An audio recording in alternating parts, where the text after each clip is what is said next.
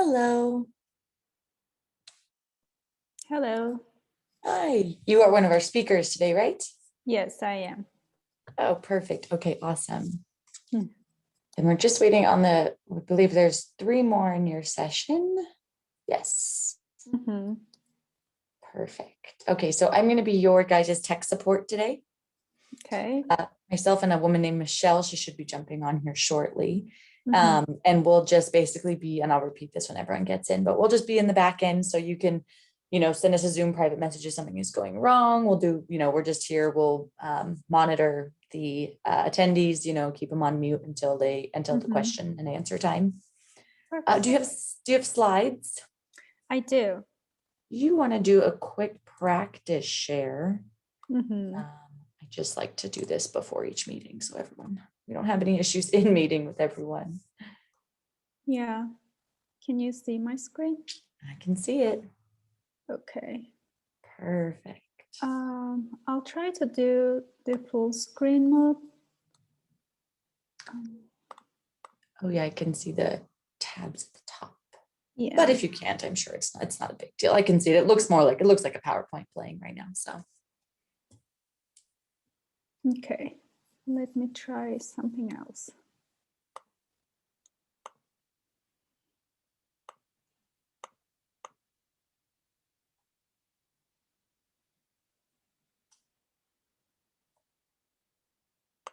Full screen mode.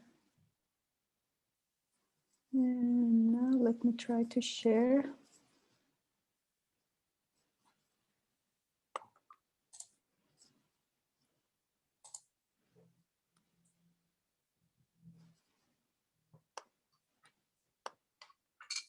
I'm the first speaker also, so. Oh yeah, that's definitely a good one to practice. Yeah. Let's try this. Oh no, it's not working. What about maybe, oh, there you go. Okay. So can you see it now? I can still see the scroll bar at the top. Maybe the little button down on in that black bar with the 2 arrows, would it make it full screen on the far right? Oh, okay. On my screen, it's full. Oh, okay. Yeah, that's why. Well, I'm sure it's not a problem. It looks good. Okay, it's on reading mode right now. And I turned off all my notifications, so there won't be any notification popping up if I present like this.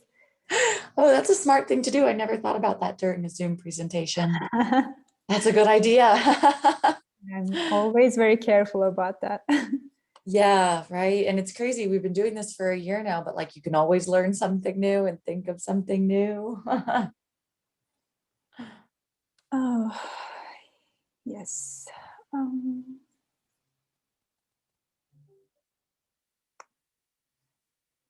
Hey, Dad.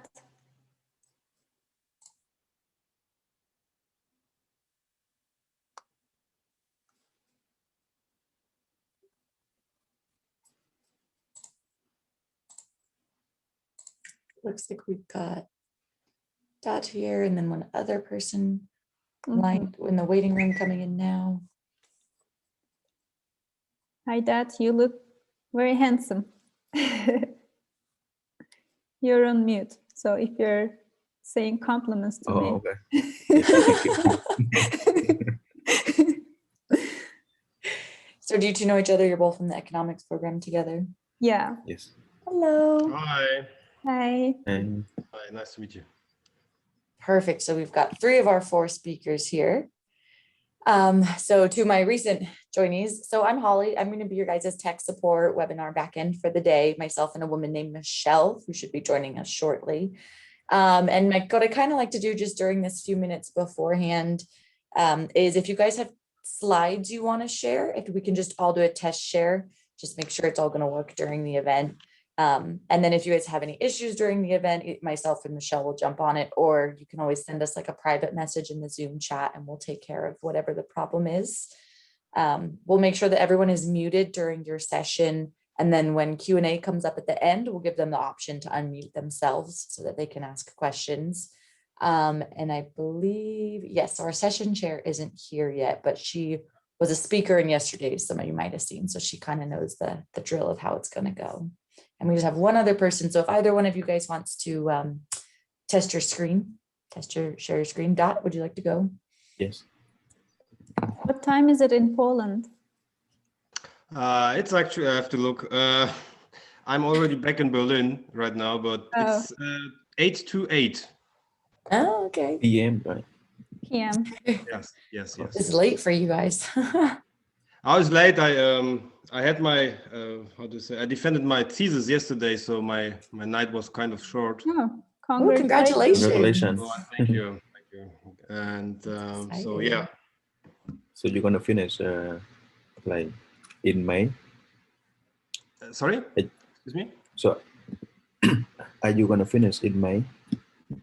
I finished now, so it's Good. already. Is it PhD or master's? It was a PhD. Oh my God. What a big relief. Yeah, it's like putting 5 years of work into 2 hours. Yeah. It's something very special, but I'm not in need to do it again. Especially not so soon. You deserve it right now. So. Yeah, I just actually got my master's and I was like contemplating going for a PhD. And then like the deeper I got into my master's, the more I was like, oh, I need a break. I can't even think about that right now. I see my PhD friends and I'm like, oh, you guys. I think I took a 5 years break in between. So yeah. You need it. I feel like school can get to be a little bit too much if you don't. Yeah. Can you guys see my screen? Yes, looks Yeah. great. Is that full screen or is it like, I don't know how the other, how you guys see it? We see 2 slides Okay, at the but moment. 1.5. Full screen. okay. It's full screen. We don't see your desktop. No, okay. See, it's, yeah.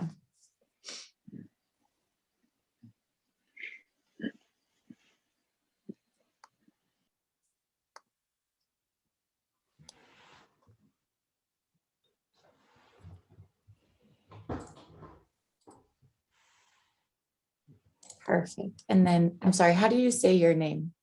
It's Maciej. Maciej? Yeah, perfect. Okay, Maciej, do you want to practice share your slides? Yeah, let me try. Okay, perfect. Awesome. I'm also making all of you guys hosts right now, or co-hosts, so that you have the ability to mute and unmute yourselves, which is something the participants won't have. So you'll have all the permissions that a host will have. That looks great. You see my full screen? Okay. Good. It's an interesting topic. I'm curious about it. Thanks. Yeah. I'm here mostly for your topic. Excuse me. Excuse me. Did we start just earlier? Because I don't know whether I have put the right link, because I'm supposed to be the chair of this session. So I don't know. Oh no, you're good. You are here. You're just early. We're gonna start at 11. Yeah. And then so At 11. Yes. But I'm in the, let's say, right place Yes, at the moment. you are. Yes. Okay. Yeah. So we have like 5 minutes. Yeah. Yep. So we have 5 minutes. So we're just testing our different. Are you testing? Okay. Yeah, we're testing our. Because I just logged in. I just and it is why I don't know what's going on. Yeah, it's a lot of people. So many people here. I'm not here. Maybe I'm late or no. No, Okay. not at all. Yeah, you are perfect. I just believe our last speaker has just joined us.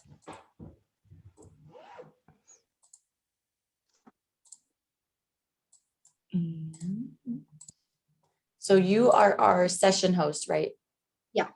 Okay, perfect. So basically what we'll do is I've just test run almost everyone's slides. You know, kind of the drill from yesterday. Michelle and I are going to be your back-end webinar support. If you guys have any tech issues or anything, that's what we're here for. You can send us a private message, or we'll just, be on it if something's going wrong.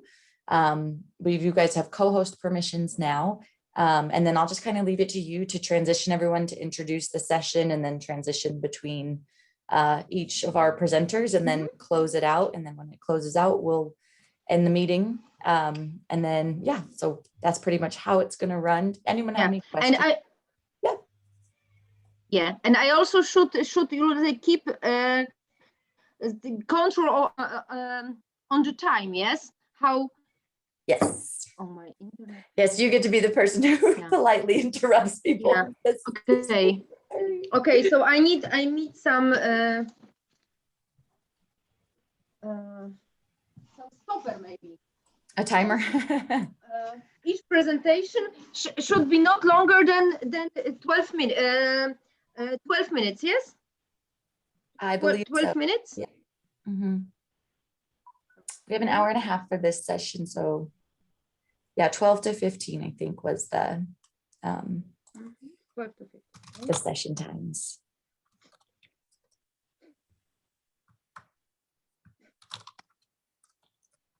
So it's sunny in Nevada. Yes, it's beautiful here. Well, In lucky Poland, you. it's raining. You know, it's so cloudy, so awful. Oh, is it really? Oh, oh, I'm sorry. How is it in Berlin?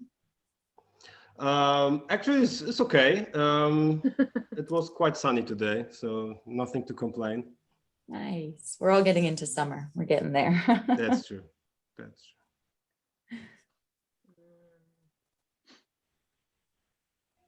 So do we know the order? How we gonna go? The order, yeah, I will tell you in a minute. Where is the order? I think the first one will be Irem Sevindik. Great pronunciation, thank you. It's because of my international experience. And I think our last. To be honest, for me it's quite intuitive. Sevindik, like, you know, as it's written, yeah. Yeah, it's the same in Turkish. I'm sorry, I don't. Katarzyna, is that how I pronounce your name? Yeah, Katarzyna. Do you want to do a quick test run of your slides just so we can make sure that they're going to work? sure. Let's Great, this one. Yeah, looks like they're. Can you see? Yes, that looks great. It's not in presentation mode, but I'm sure, but otherwise we can see it Yeah. perfectly. Just, yeah, this is it, right? Yes, that looks great. Okay, so I'm the third, right? So I'm withdrawing for now. Yes. See that everything is working fine. So Yes. hello everyone. Hello. Hi. Yeah. Hi. Okay, so I would like to officially open our session. It's the sixth session, so the last one, but not least, in the whole event. And this is the graduate student session, and you are supposed to have a maximum 15 minutes presentation. And so I have a pleasure to chair this session and welcome everybody. I feel very honored that you are with us, with me, and that I will conduct this particular session. And the first one in the run is Irem Sevindik, who represents the University of Reno, and she's going to pass the presentation on an analysis of Turkey's solar PV auction scheme. What can Turkey learn from Brazil and South Africa? Very, very interesting topic. Irem, the floor is yours. Thank you so much. I'm sharing my screen now.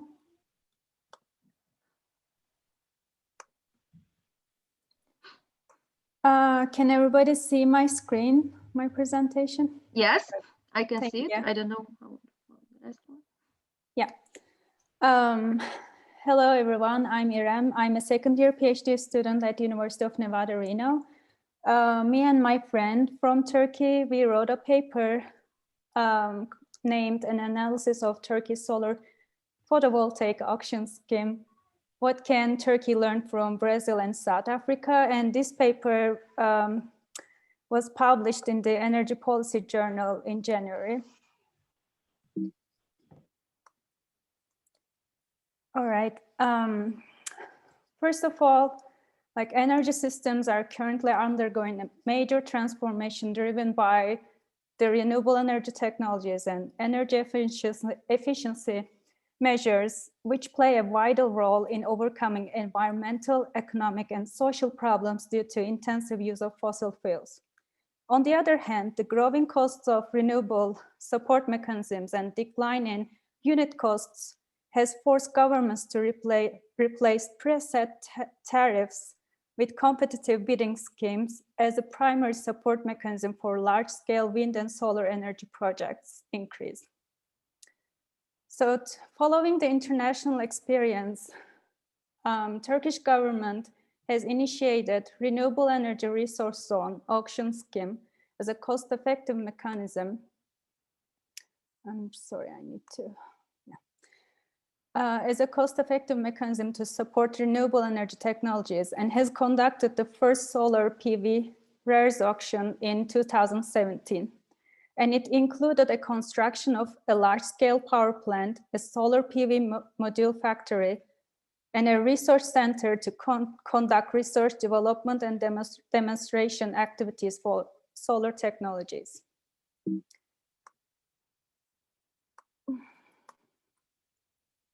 In this sense, this paper aims to analyze Turkey's first solar RERS auction using levelized cost of electricity approach and sensitivity analysis and compare it with Brazilian and South African auctions. The major contribution of this paper is the comparison of different approaches in renewable energy support auction designs in developing economies and discuss their implications for electricity markets and energy policies. Turkey has a growing economy with increasing energy demand, and due to low oil and natural gas reserves, Turkey had to import more than 75% of its primary energy supply, 97% of its natural gas consumption, and 89% of oil consumption in 2018. So in 2016, Minister of Energy and Natural Resources adopted the regulation on the renewable energy resource zone, which aims to utilize renewable energy potential and develop domestic innovative capacity in renewable energy technologies using auction mechanism. RERS auction is a hybrid auction. The 5 lowest bids are invited to a descending clock auction after a sealed bid auction. The project requires installation of a 1,000 megawatt electrical capacity of solar PV plant, construction of a solar PV module factory with a production capacity of 500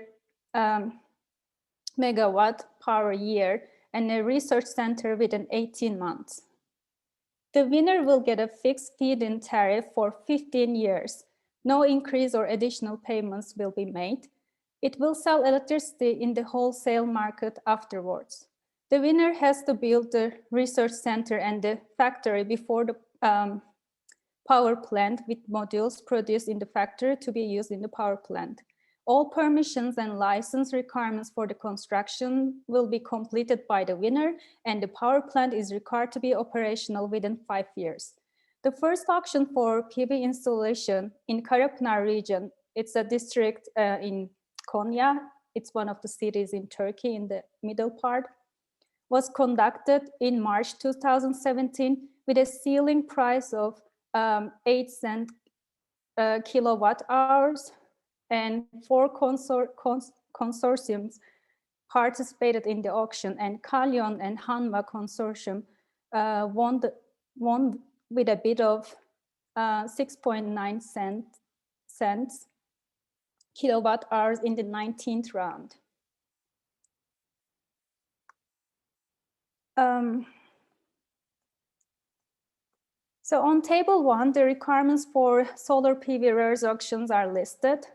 There are strict requirements on the technology choice and their minimum specifications, employments, and R&D plan. Financial requirements and penalties are less demanding than the physical requirements.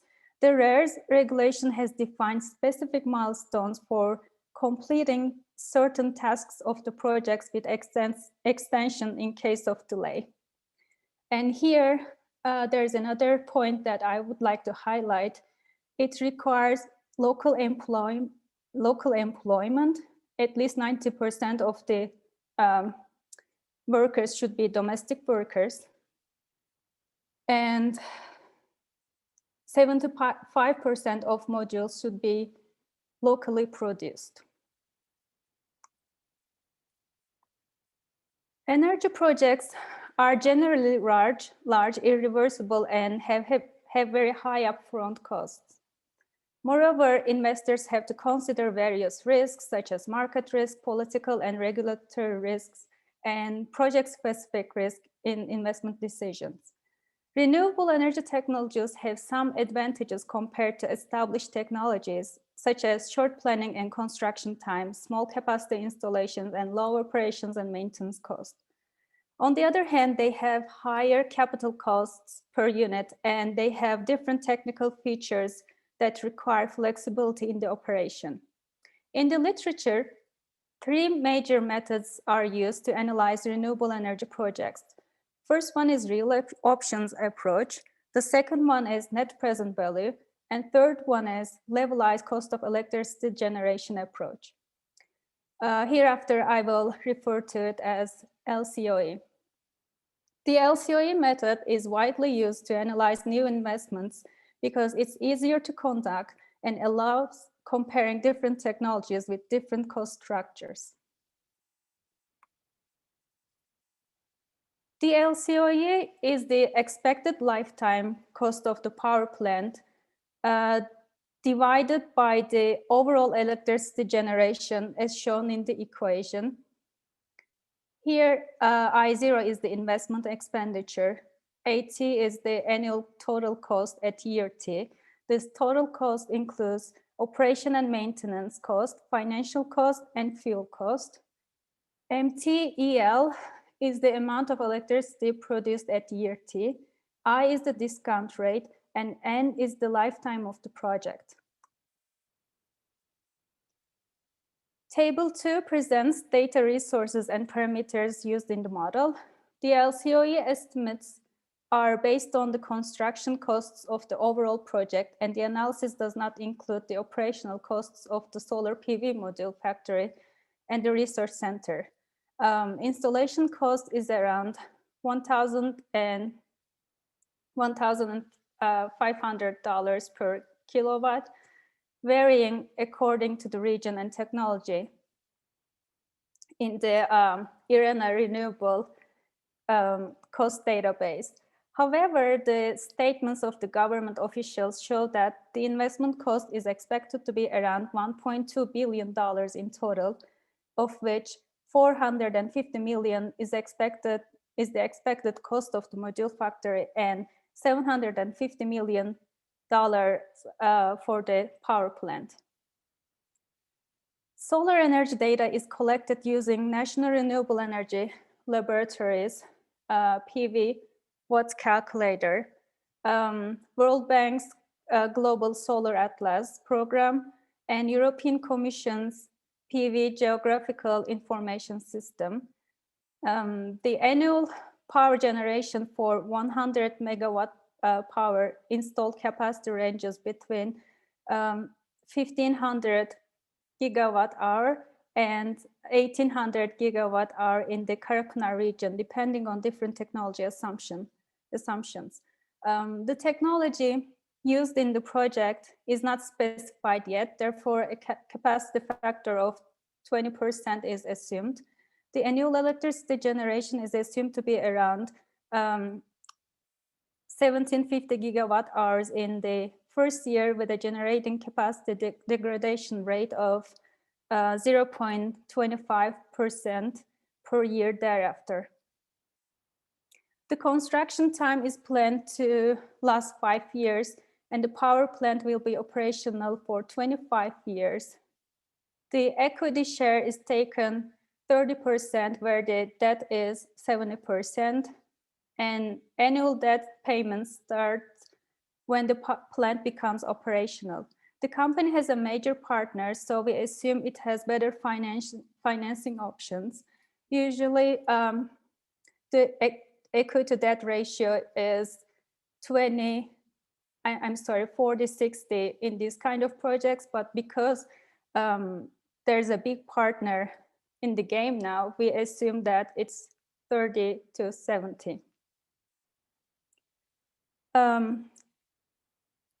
In this respect, also, we assume a loan rate of 6.2%, which is Turkish Treasury's 10-year dollar-denominated Eurobond yield rate in April 2018. And the required return for equity is assumed to be 12%. Solar PV fixed operation and maintenance cost is taken as $13 kilowatt annually from NREL annual technology baseline, and an additional insurance and variable operations and maintenance costs with half of the fixed operation and maintenance cost is added. Annual inflation rate is assumed to be 3%, and we used weighted average cost of capital for discounting. All estimations are done in real terms as suggested by Cost and Shell. Table 3 presents the project's estimated LCOE under base scenario and its sensitivity under different cost assumptions. Under the base scenario, the estimated LCOE is 6.7 cents, whereas it varies between 5.6 cents per kilowatt hour and 8.4 cents, depending on change in cost factors. So the most prominent cost factor in the LCOE is the capacity factor, and 10% change in the capacity factor affects LCOE about the same rate. In other words, if the capacity factor of the plant increases by 20%, then LCOE declines to 5.6 cents per kilowatt hour. Similarly, if the capacity factor is 20% lower than the base scenario, the LCOE increases to 8.4 cents per kilowatt hour. And the investment cost and interest rate are the major factors. And a 10% change in the investment cost affects the LCOE by 7.75%, while 10% change in the interest rate changes the LCOE by 5%. Degradation has the lowest effect, which is less than 1%, and a 10% change in operations and maintenance cost only affects LCOE less than 2%. Table 4 presents the comparison of the Turkish case with international auctions using the estimations of Dobrotkova et al. And the authors calculated the nominal LCOEs for the analysis. Therefore, we calculated the nominal LCOE for the Turkish case, which is 8.7 cents per kilowatt hour under the base scenario. While the estimation is very close to the project cost of South Africa and Brazil, the LCOE of the RARs is almost 3 times greater than United Arab Emirates and Chile. Yeah. Irem, I'm sorry to interrupt you. So sorry, but we are like 16 minutes. So if you can maybe shortly tell us about the lessons. What can Turkey learn from Brazil and South Africa, and to summarize? Okay. Well, this is supposed to be a very long slide, but The first thing we see here in, like, for example, in South Africa and Brazil, in the auctions, they use their own currency.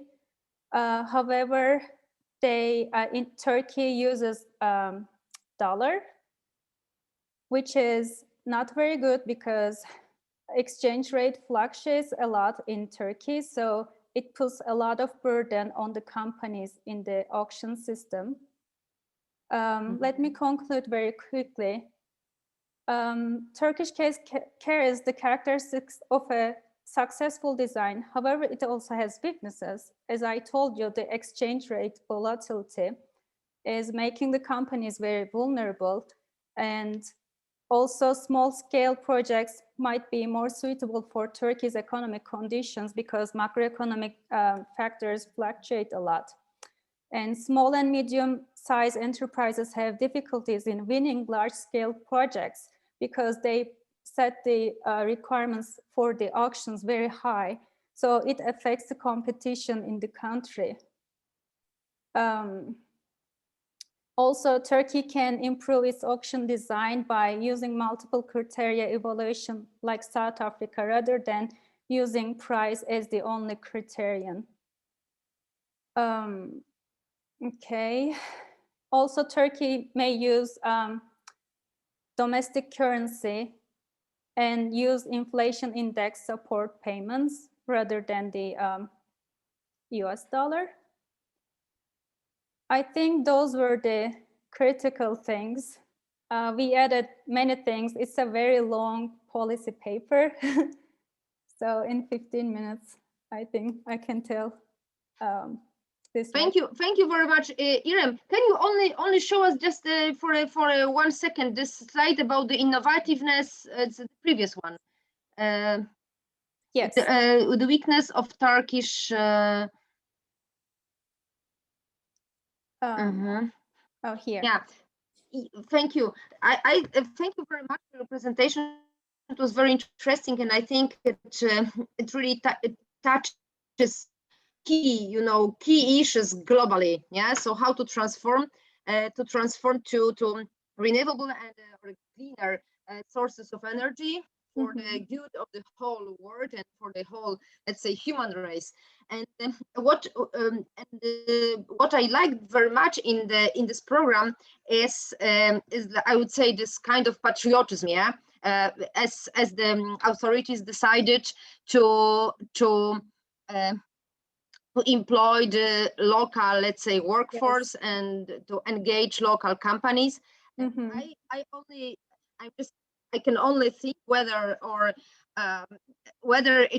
it will be, let's say, successful, as I don't know whether you I don't have, let's say, suspicious, but what the question is whether you dispose of enough, very high qualified specialists who can, let's say, do this work instead of the, let's say, imported specialists from outside, from I don't know, the Western countries, or I don't know, but possibly you have let's say, a lot of this engineers specializing in the modern energy technologies.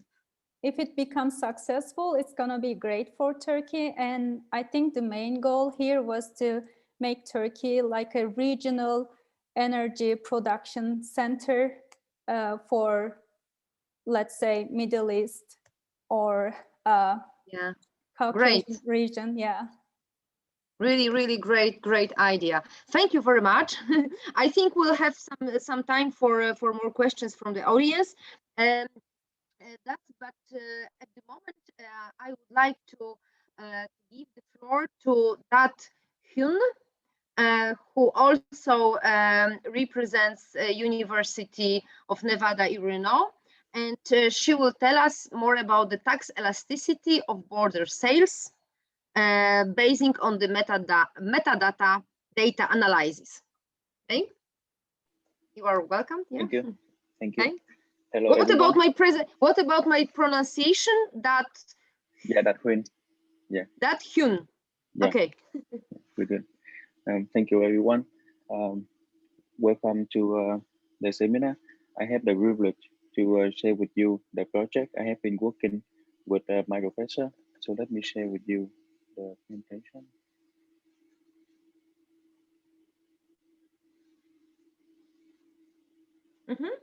We can see it. It's okay.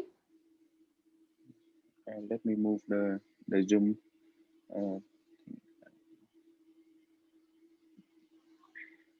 So for this project, I'm working with Professor Anna Sokolova and Professor Mehmet Tosan. So that is the tax elasticity of border cell. This is a meta-analysis. So in countries with decentralized system, the local can establish their own tax rate, either for raising revenue or to discourage consumption. For instance, in the US, the tax for soda increased a lot in the past few years because they want to discourage soda consumption. So why we are interested in the tax elasticity of border sale to change in tax rate? Oh, sorry. So because of the difference in tax rate, people tend to go to a different location to purchase because of the difference in tax and different in price. So why are we interested in the tax elasticity of border sale to change in tax rate? Because that is a direct relevant to the behavior response of consumer to taxation. And then we can study their behavior to establish the question, the answer for the question at the end, who ultimately bear the burden of taxation in a jurisdiction. In the past, since 1960s, there has been many studies that study the link between cross-border sale and a change in tax rate, and they try to capture the tax elasticity of border sale to change in tax rate, and we call it as TEPS. So for literature, we have seen the study as early as at the 1960s. In here are the key or the significant studies that have been studying the tax elasticity. We also have, most of them are in the US, but we also have other studies from different regions, particularly from Europe, when they study about gasoline consumption or the consumption of alcohol. We also have study that recently look at the relationship between taxes and internet penetration, such as those study. So we see the problems that each study, they have they work as a specific geographic, for instance, a state in the US or a country in Europe, and they also look at a specific time.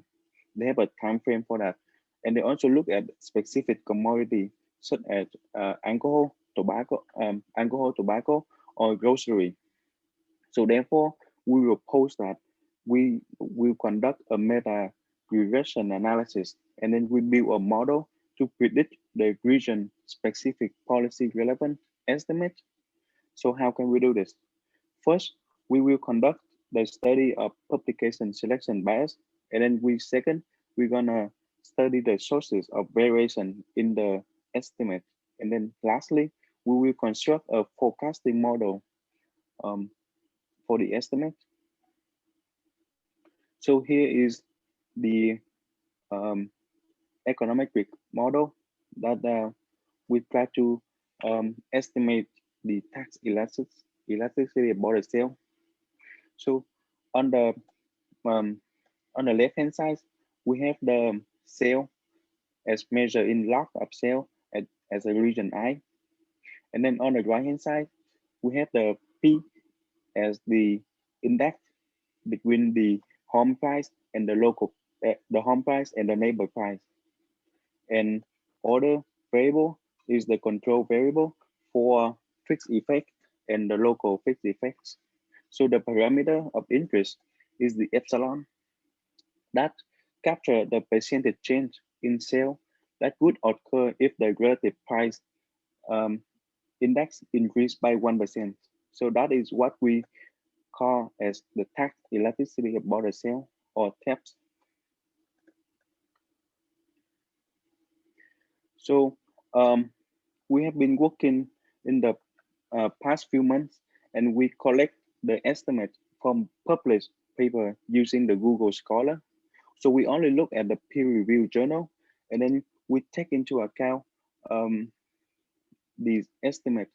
And if they need to be converted, then we will convert it. Otherwise, we will record it. And we will also record their standard error and additional 75 variable that indicate the geographic indicator or the demographic characteristic of the study. So far, we collect 41 study and 542 estimates. The early study is from 1970s, and the latest study is from 2020. So it's funny to note that the early study in 1970, they look at grocery, but the latest study, 2020, they look at soda or marijuana sale in the US. So we include consumption in all taxable products, including from grocery, retail, fuel, and other sin products that are tobacco, alcohol, and marijuana. So far, let me show you the data that we have collected.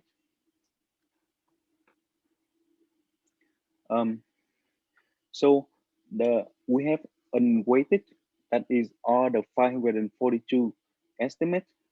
Weighted is for so let's say one paper may have up to like 50 estimates, other paper, but only have one observation. So the weighted is we take into account the one estimate for each paper, and weighted is all of the estimate. So in all of them, we have the tax elasticity of negative 0.68. So that means if the price index increased by 10%, the sale in local will decrease by 6.8%. We see the impact a lot in the US. So you see that it's negative 0.73%. Sorry, negative 0.73. But we also see, as for the weighted, is negative 1.54 compared to the other countries. Is much smaller in terms of the tax elasticity. The variation that's also in the US, it varies between the region, which region it is. And we also see for the type of consumption. So for retail, the magnitude is much bigger comparing to tobacco or alcohol or fuel. So that is what we have seen. So we try to plot the estimate based on the US and other countries. So we see the US has a negative 0.73 compared to Canada is only negative 0.12, and in other countries, Switzerland, Sweden, France, Spain, and Iran. So here we're gonna look at the publication bias in the step estimate. So but the potential question is the reported estimate of TEPS may be prone to publication bias. What we mean by that is because the economic theory suggests that the tax elasticity of border sale should be negative. And in the past, in the literature, they have recorded and indicate that there are publication bias in the report of economic study. So therefore, the meta-analysis will provide a tool to detect the bias. So you see in here, this is a funnel plot of stimulated data. So if there's no publication bias, the one on the left hand side, then the estimate will be has a negative 0.1 with right here, and they are symmetric distributed. But if we take out the positive values, then the mean of the estimate will be reaching negative 0.4 around that. So we try to plot our data into the funnel plot, and you can see here the majority of the estimate are in the negative size. We have some in the positive size, but more of them concentrated on the negative size, and the estimate is about negative 0.4. That is the first step, the first test. The second test we do, so it is commonly used by researchers to assume the ratio of the estimate to the standard error to be symmetrically distributed. We also see that if we take out the positive value, then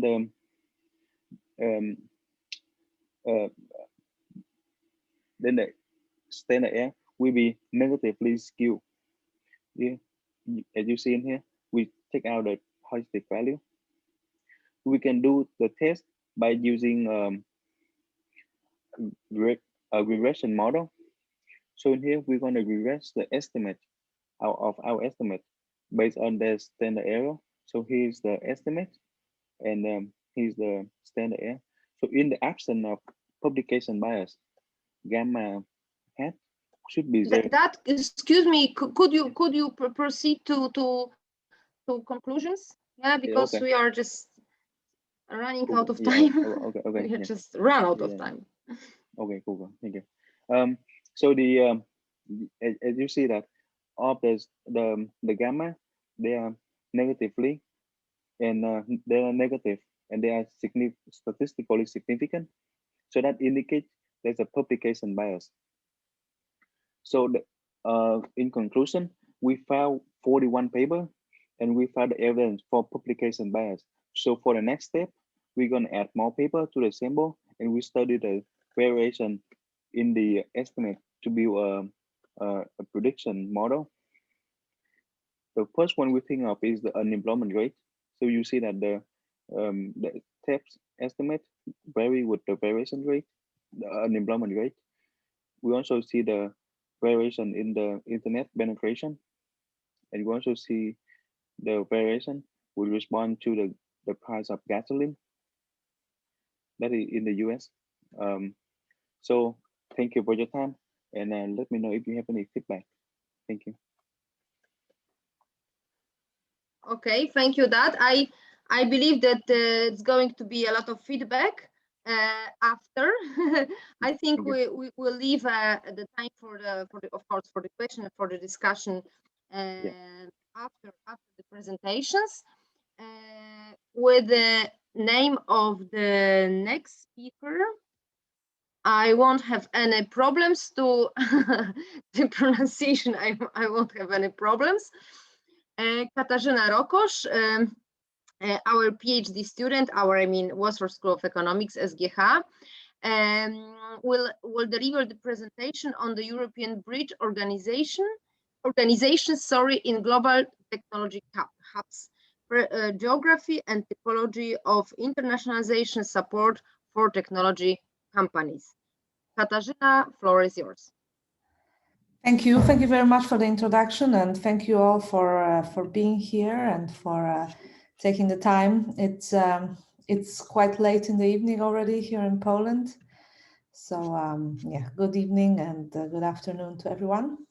I have the pleasure to present to you today what are some preliminary results of some research I have been working on with Professor Pietrasiński, who is my PhD supervisor.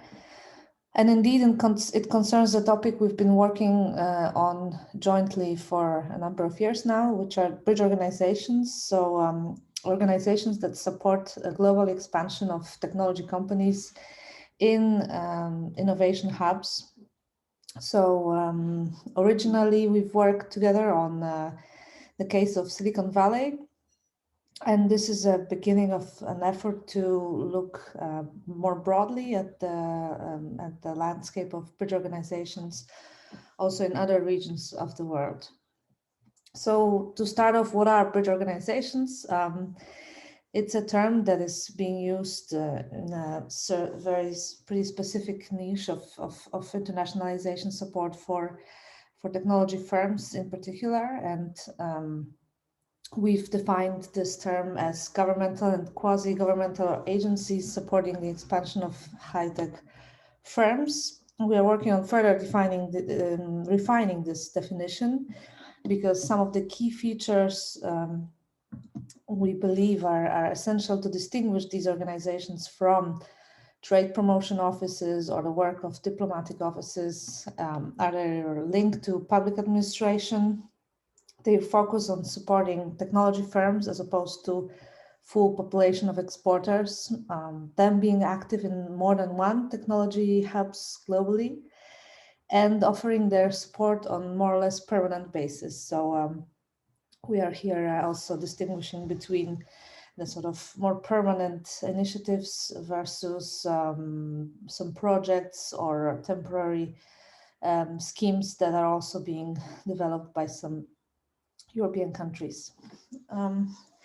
So the questions we've asked ourselves in this particular leg of our, as I said, ongoing and preliminary still research is: what type of European government organizations support technology firms in leading global tech hubs overseas? So we've looked at the bridge organizations particularly, which we've defined as those organizations that focus on the needs of technology firms. And then we looked also more broadly at what kind of government support is available to firms in these global hubs. And then we tried to make some observations with regard to some key patterns and trends that are observable in terms of also conclusions that can be drawn for policy. So what kind of these organizations are present? Are they complementary, or do their activities overlap?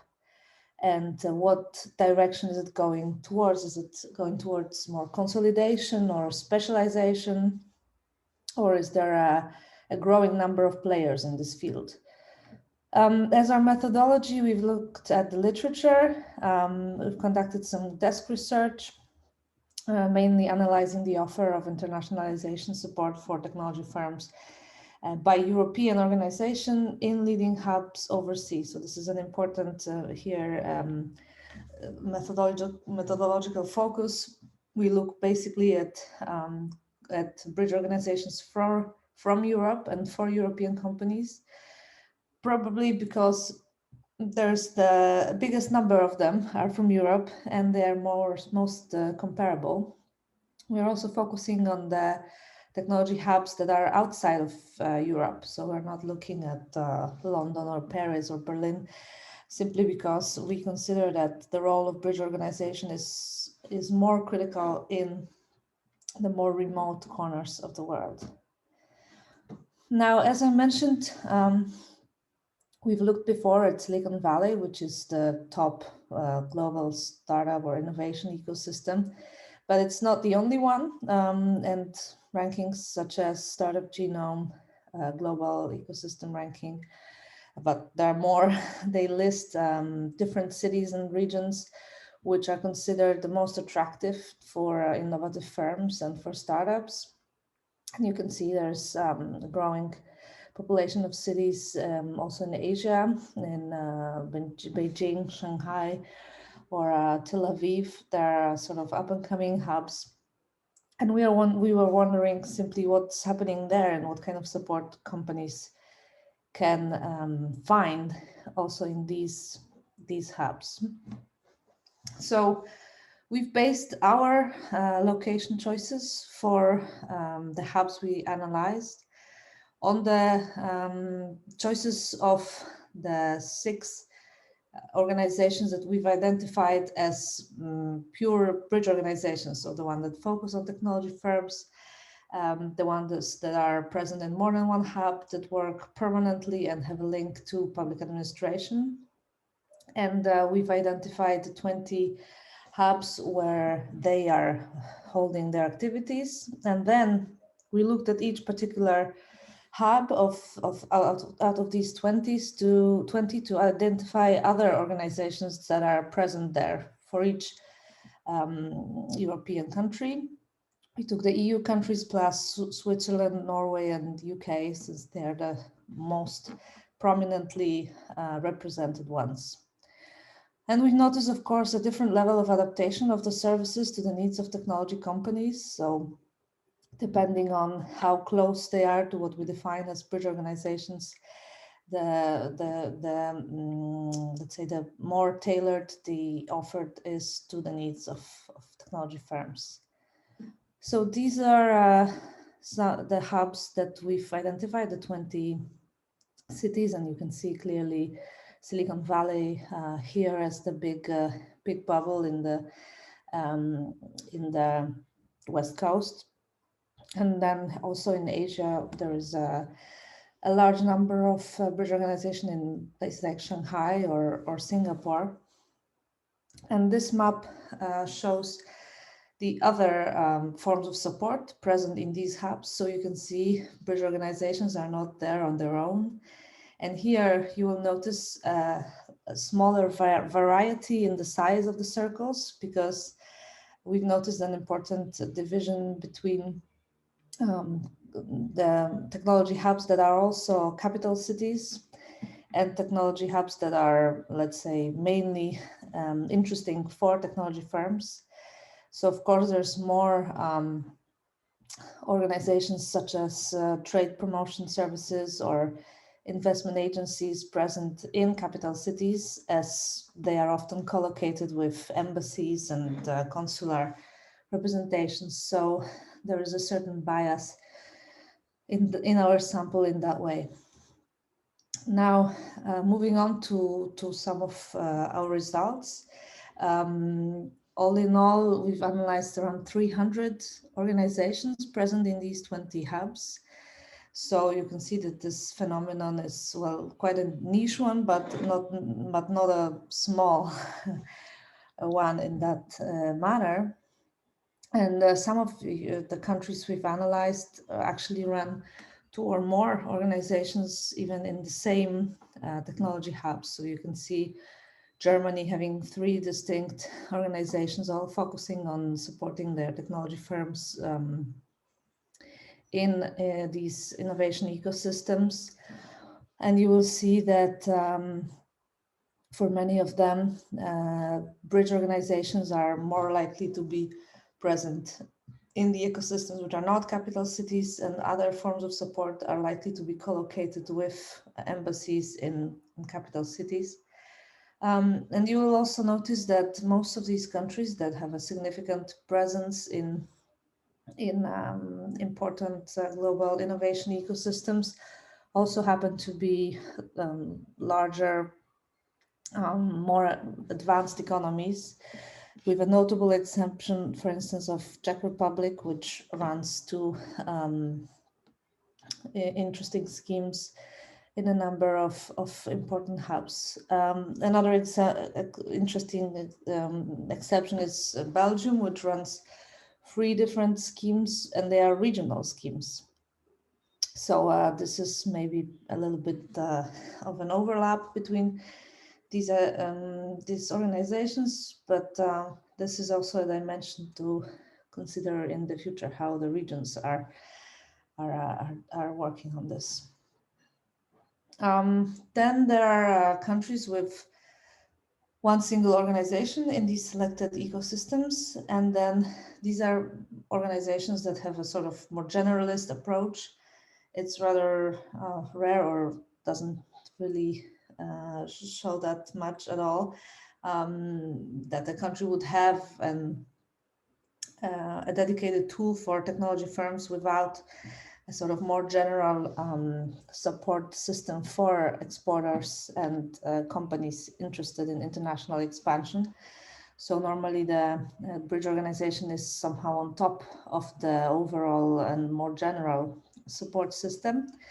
And often the fact that there's only one organization present is not necessarily a bad thing, because for many of these organizations, it is an outcome of some consolidation that has happened in the past in order to avoid overlaps and to bring together the different services under one roof. And then there's a number of countries which we've seen that are not represented at all in these specific ecosystems, or maybe they're only represented by a diplomatic post which does not include any specific accommodations for technology firms. Now, some of the conclusions we've drawn on this, or on observations, and as I said, this is still work in progress, is indeed this distinction between capital cities and regions with high concentration of innovative activities and the type of support available in these different locations. And well, here we can also mainly pose further questions on whether this is likely to, this divergence is likely to continue, or will there be sort of a stronger focus by governments to tailor their support to the needs of technology firms? Of course, providing this kind of tailored support to companies is costly. So bigger and more advanced economies are likely to have a stronger presence, because, well, it costs money to have the people there and to send the companies there. So there is, of course, a little bit of a competition here as well between the different countries. Bridge organizations are normally present on top of their presence by investment and export agencies in capital cities. And in non-capital cities, they're often standalone organizations. So then there's no dedicated diplomatic presence, and just the support focuses on the needs of technology firms. And smaller countries are likely to base their support on international initiatives. So for those countries that do not have a dedicated presence, they often list on their MFA website references to international or EU projects that can help their companies grow internationally. Now, the topic of this symposium is the impact of COVID-19 on all this. So this is something we've been also trying to touch upon. And for bridge organizations, of course, COVID has been also quite impactful, as their business model is often about supporting companies in visiting the ecosystems they try to let's say, embark upon.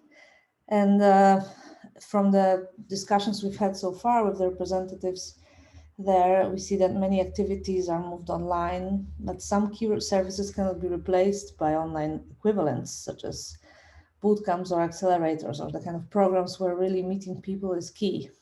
On the other hand, we've heard comments saying that investors or sort of ecosystem builders that have been very locally focused, also in places such as Silicon Valley, are taking a more global approach to their portfolio development, because everybody is working remotely anyway. So there's a little bit of movement towards that. Katarzyna, please go to the, let's say, to the end and finish, please.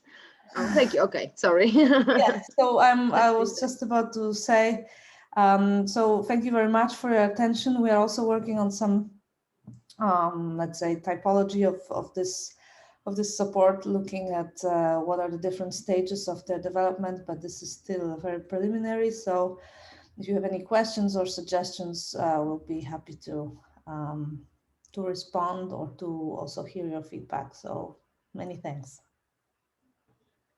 Thank you. Okay, I will also have a question to you, but afterwards. We have our last speaker, Maciej Merkel, who represents, of course, Warsaw School of Economics and is our PhD student. And she will present, she will tell us, sorry, he will tell us more about the blockchain as innovation and technology driver on the commercial real estate market. Maciej, please. Yeah, thanks for having me. It's a pleasure to meet you all.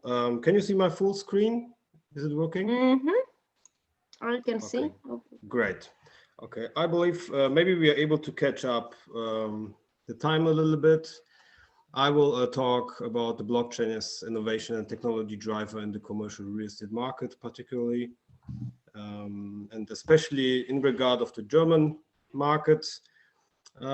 This information were part of my PhD study, which I realized with under my thesis advisor, Professor Wojciech Kotlarski.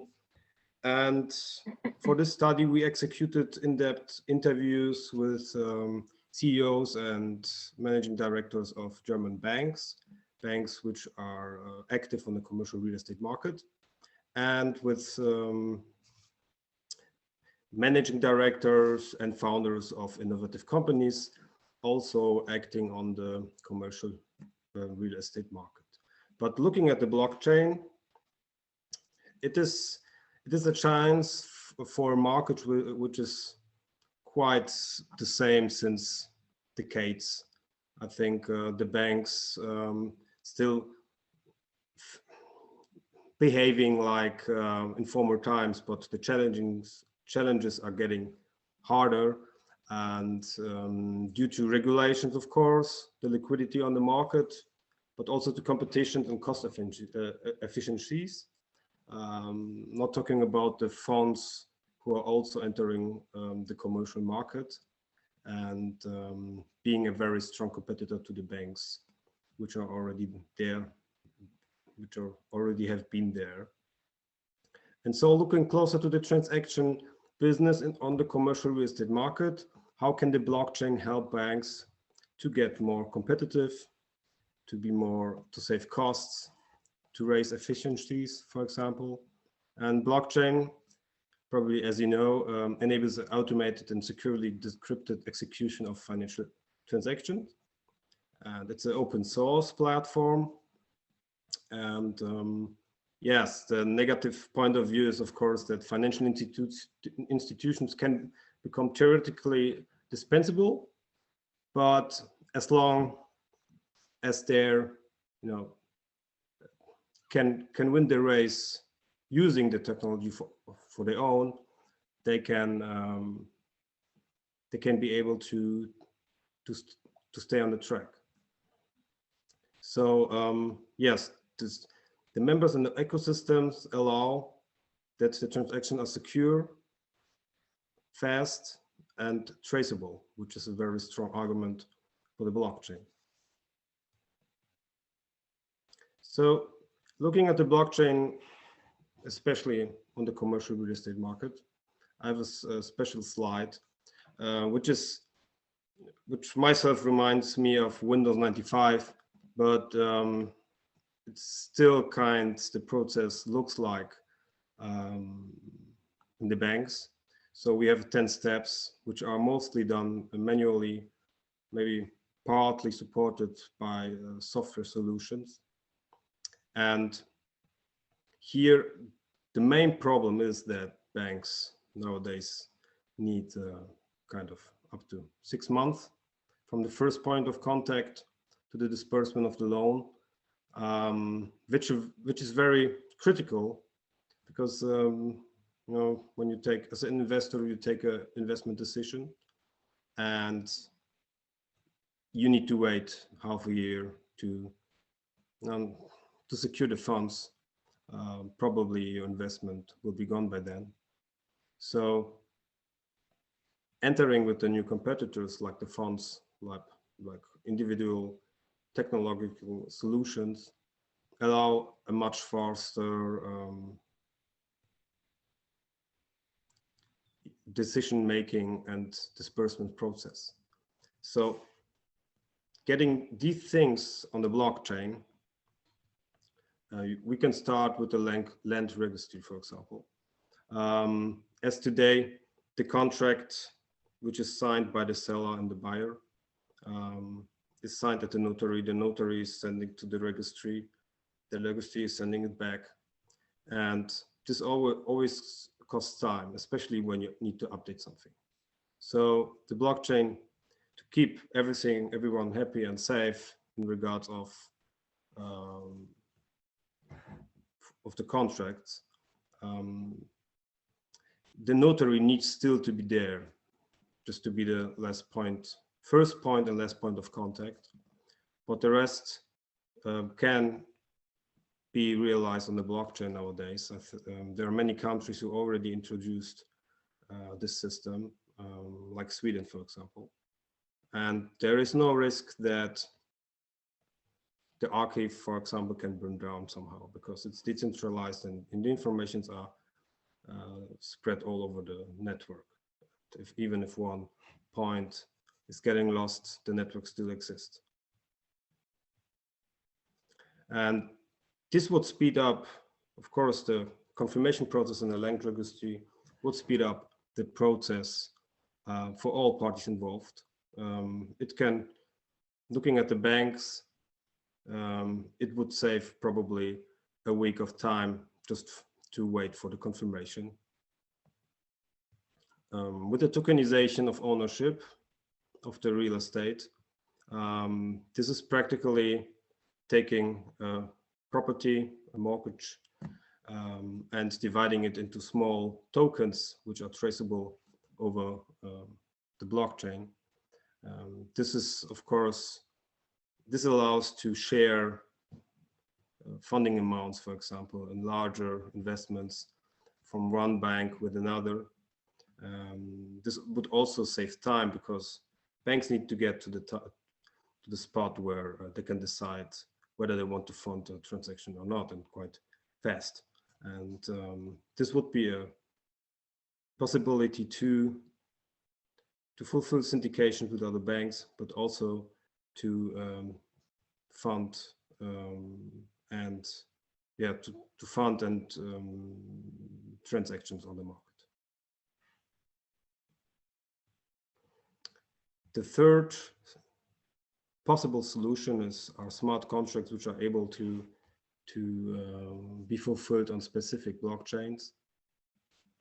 And here we see like the processes from the buyer and the seller, and how the information and the money flows. I think the most critical part is quite in the middle, having the contract, and the contract which is fulfilled when everything is ready, when the contractor signs, when the land register is entered, etc. And this is also a part where the bank could be an additional interface, having the information the bank needs, which also needs to be interfaced on digital data banks. The more these interfaces are working together, the faster the bank is able to decide whether they want to disperse a loan or not. So in this constellation, with smart contracts which fulfill transactions once all necessary steps are fulfilled, also the bank theoretically can interact in the future, offering the funds to realize this transaction, and being also in the loop. Right now, nowadays, the funds are still going all around, but I think it is very critical to focus on the possibility this technology can deliver in the future, and for the banks, of course. Then once the market is shifting away and the financial institutions are not able to cover it, they will have problems to catch up in the next years. Thank you.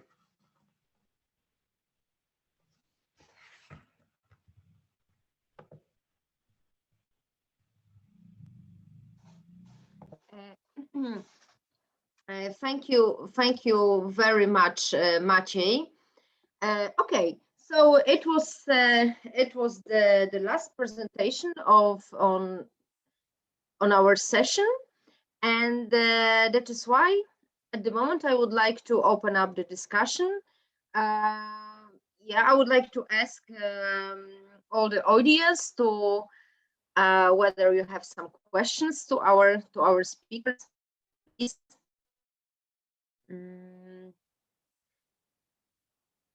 You can just, because I don't know Zoom very well, that is why I don't know how it is, whether how it is with the raising hands. I cannot see this, let's say, the icon. So if you want to ask any question, please just start, speaking. Do not hesitate to ask. I have a quick question for Irem. Yes, please. So I remember you mentioned this result about Turkey being Turkey's innovation being much more effective than in the Emirates. Do you have some intuition for that? Which factors were in play there, or? Are you saying Turkey being more innovative than United Arab Emirates? That the efficiency index that you were showing, cost effectiveness, index that you were showing, to me seemed to be much better in Turkey than in Emirates, and you were comparing how it's about twice or 3 times better, I think. No, so I was just wondering if you had some intuition for that. No, United Arab Emirates is 3 times better than Turkey. Oh, okay. So there was actually the other way around. Yeah. Okay. Yes, I missed that part. Because they get a lot of sun, so their cost is much lower. I see. Yeah. Sorry. Yeah. Good. Thank you. No problem. Yeah. Yeah. That would be really very, let's say, shocking. Yeah. If if the Emirates be. But thank you for always putting the question is always good. Yeah, it's always desired way to finding out and about what we are interested in. Okay, anybody? Okay, so I will have a question for Katarzyna Rokosz. Katarzyna, I think you really it is a big challenge. I mean, the topic of your doctoral thesis, and I feel that what you have already done is a really impressive piece of work, and it's because it's a big task to compare, to make the international comparison of the big systems supporting high technology companies. So it is really very, I would say, ambitious task, and I really admire you. But I'd like also to find out whether you plan to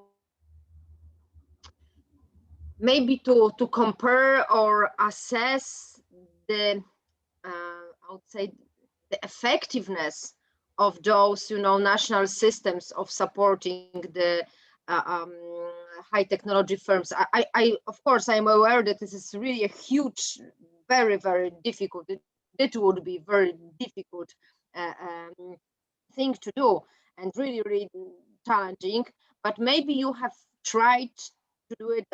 Maybe in terms of the amounts of money allocated, or how effective they are from the perspective of the number of high technology firms exporting abroad, or maybe number of patents per capita, or whether do you generally intend to make the study like this? So this particular presentation is let's say, a piece of a bigger puzzle, as you may imagine.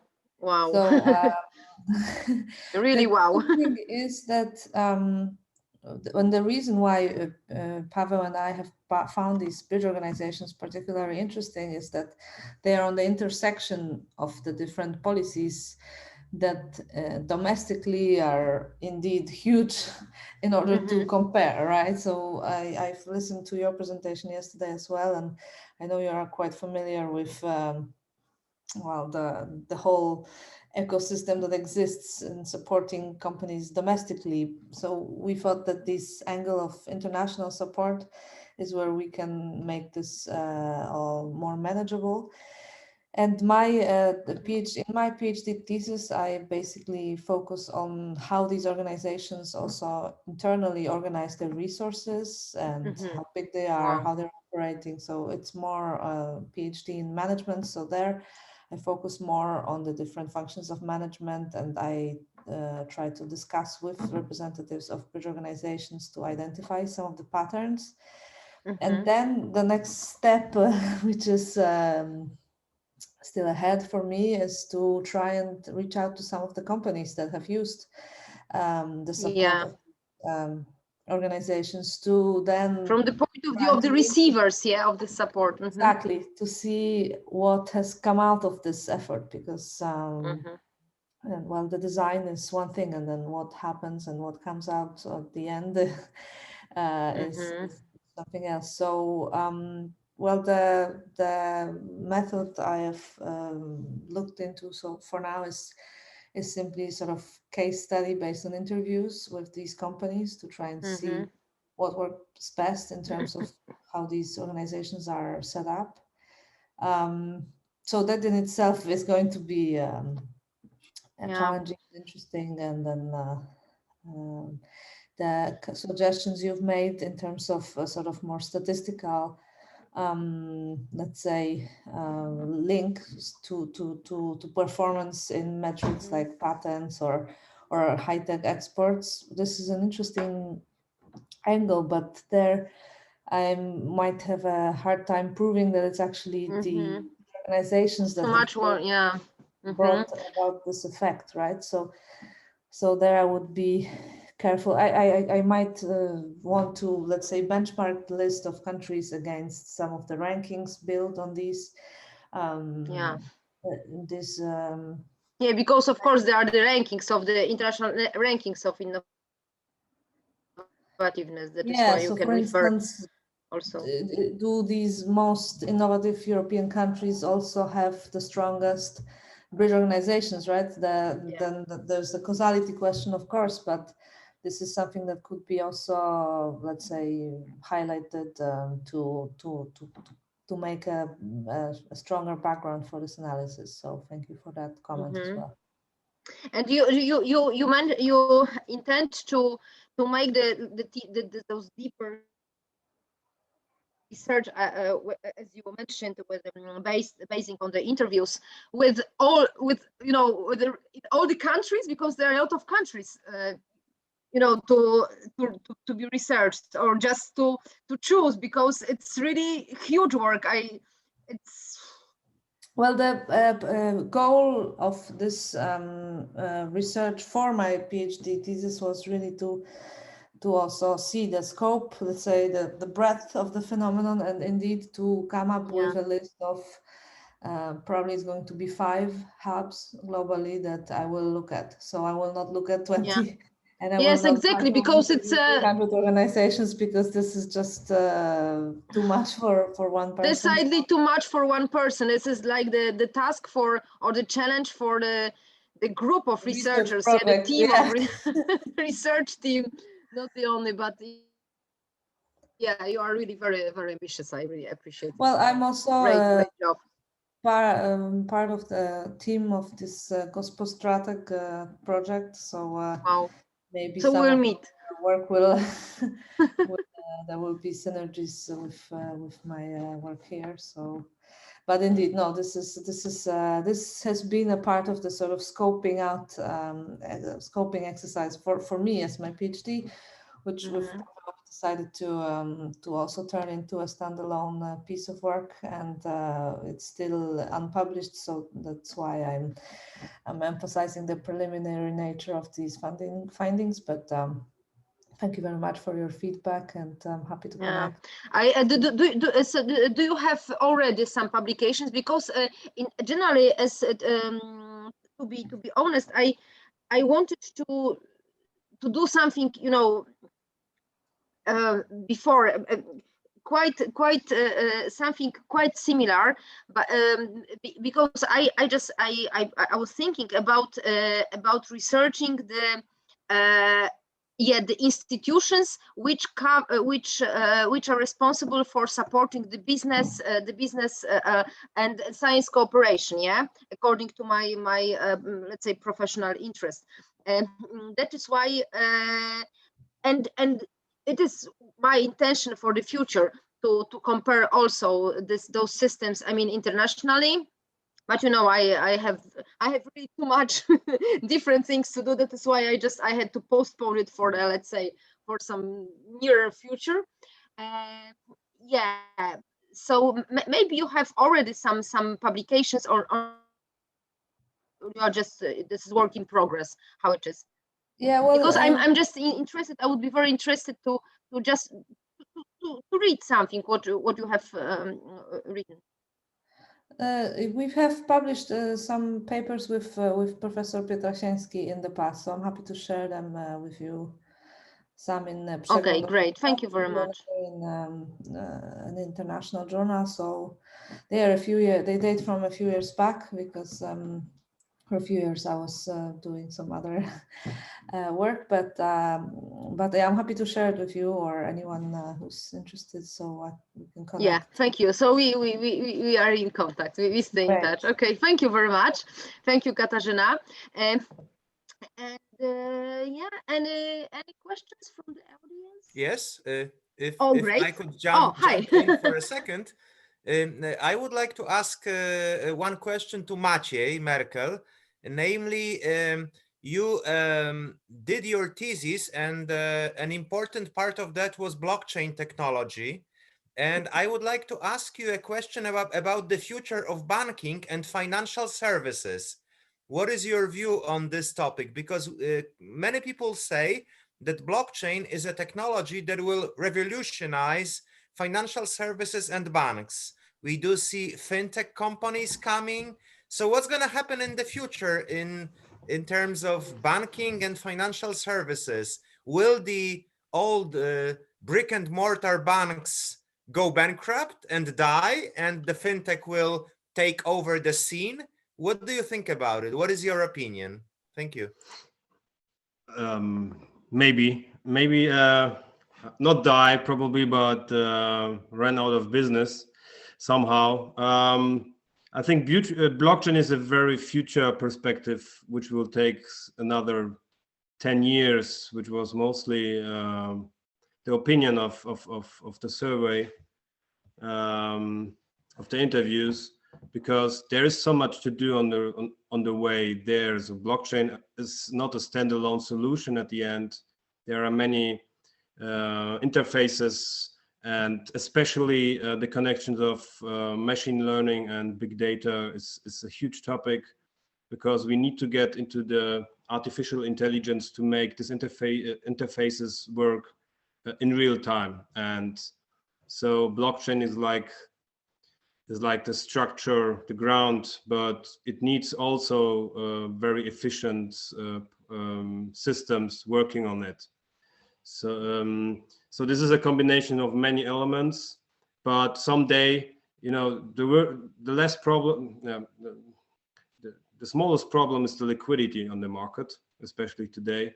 So imagine a bank or an investor with enough liquidity and a good, stable system, fast system on the market can take a lot of shares and market standing in a short of time. still thinking about the situation that banks need up to 4 or 6 months to have a credit decision. I think this is a very weak point which can be attacked someday with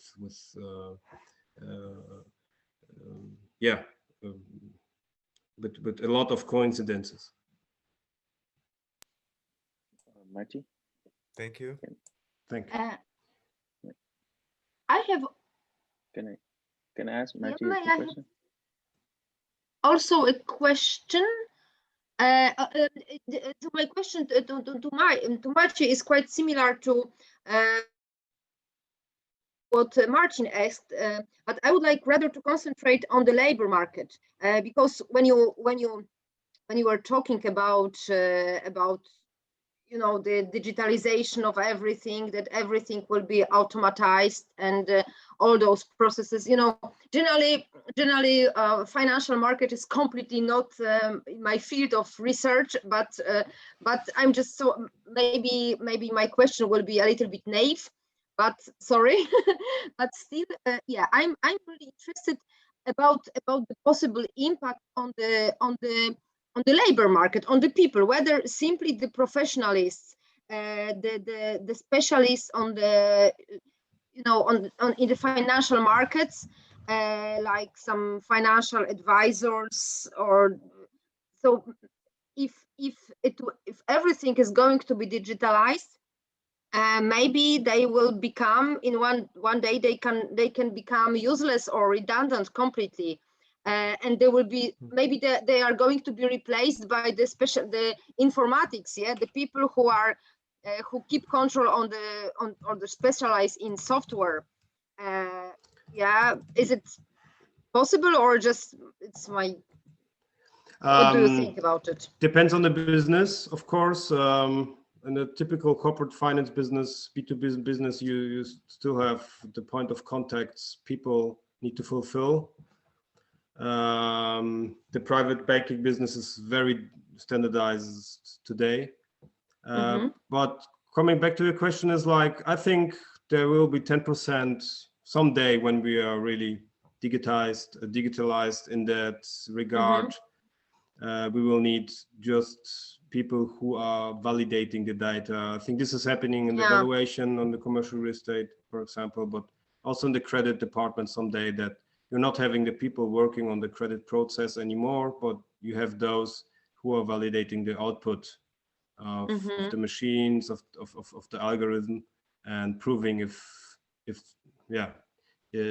they want to accept it or not. It's like a double check at the end. But of course, you have the credit committees, you have the origination department, like typical sales in the banking.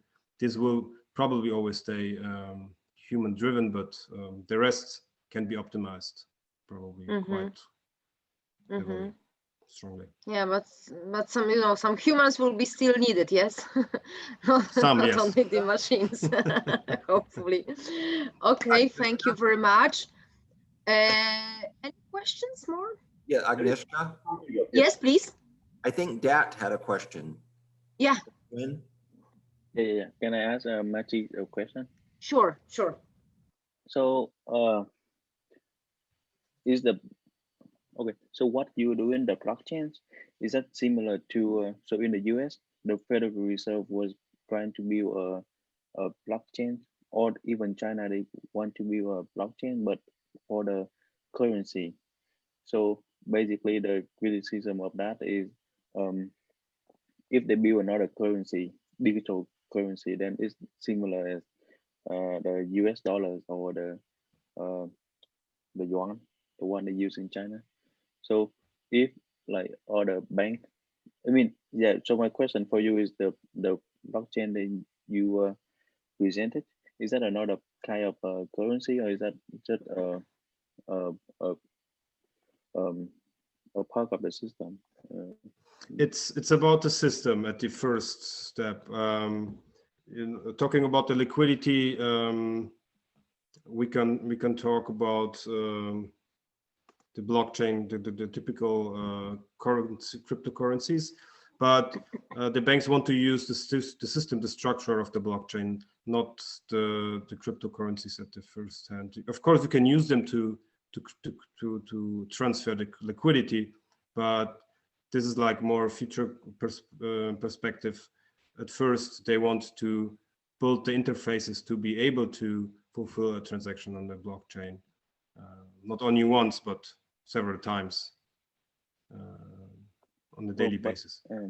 But then if the bank control the blockchain, then is that a security concern? Because then people, I mean, like for open source, then people are gonna own a piece of that.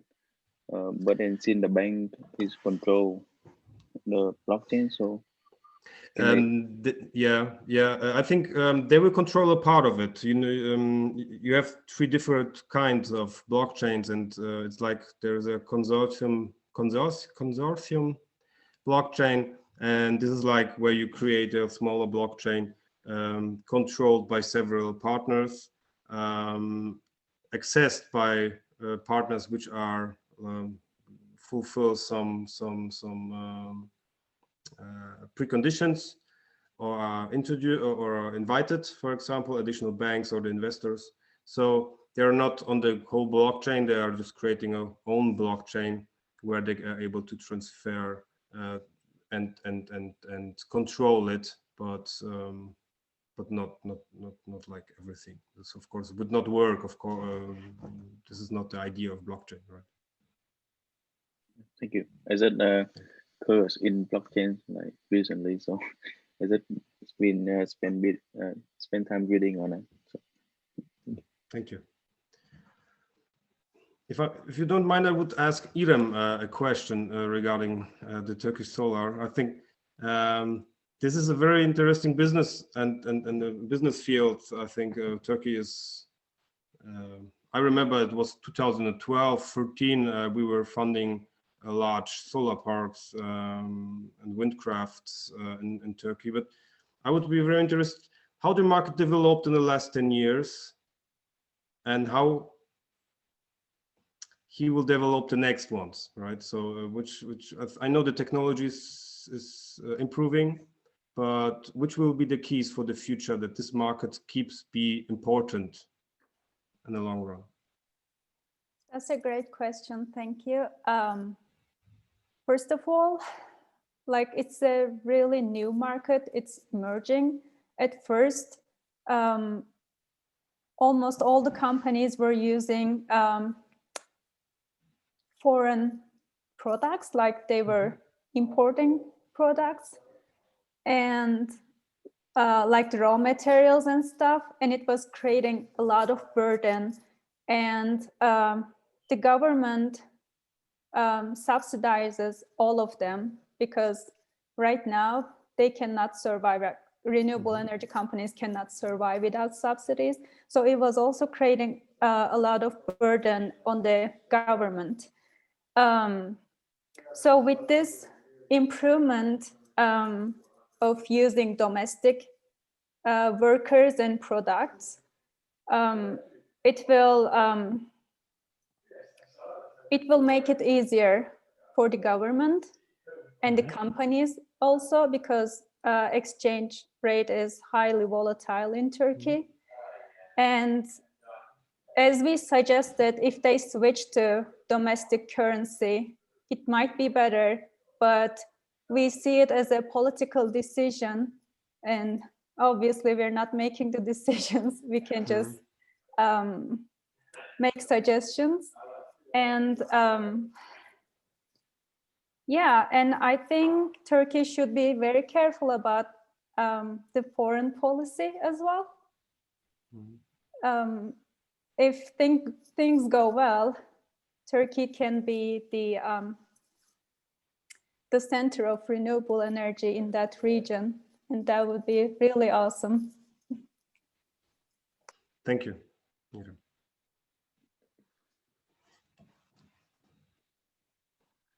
Any volunteers asking some question?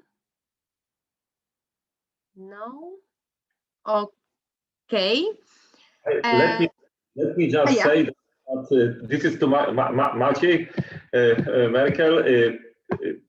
Nevada is one of the centers of the kind of the incubating new blockchain technologies, and they are working on the applications in different, I would say, different areas, like even there is one approach to even managing the cities. So kind of this, so using blockchain solutions on the smart city infrastructure, I would say. So having that in mind, it's good to also follow what's going on in especially Northern Nevada. Also, there are a few startups in that area which are also at the UNR Innovation Center. So basically, it's another connection between Warsaw and Reno. And I have to now say, and this is, it concerns also Professor Tosun, Professor Parker, Professor Kotlarski. We have to move to another close executive session. So basically, we have to excuse ourselves. Okay, you're excused. Okay, thank you everyone for doing these very interesting presentations. We really enjoyed. So thank you all. Thank you. I would like also, as a chairman of this session, I would like thank you very much all of you, all the speakers for very interesting and inspiring speeches. And it is very nice that you have decided to share with us your scientific ideas, and also the results of your interesting studies and research. Thank you. It was we had a lot of different different topics in this session, which made this session, I would say, really colorful. So thank you again. So I'm finishing. I'm ending up this session, and I hope that we stay in touch. Thank you for the opportunity. I would like to say that I was planning to work in blockchain technologies and renewable energy. Maybe let's keep in touch and do something together. For sure. Always. Sounds good. Pleasure. It's of course one of the purpose of the conferences, to make the new contacts and new friendships and new relations. Okay. Thank you so much. Okay, so thank you. Bye bye. Thank you very much. Thank you.